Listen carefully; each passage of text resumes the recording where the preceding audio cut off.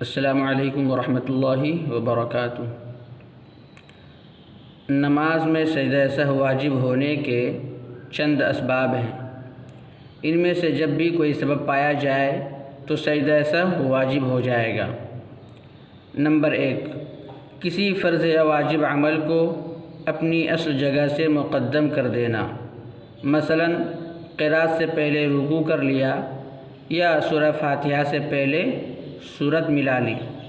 Number 2، کسی فرض یا واجب عمل کو اپنی اصل جگہ سے مؤخر کر دینا، مثلا پہلی رکعت میں ایک سجدہ بھول گیا اور دوسری رکعت میں یاد آنے پر 3 سجدے کر لیے یا سورہ فاتحہ سورت کے بعد پڑھ لی۔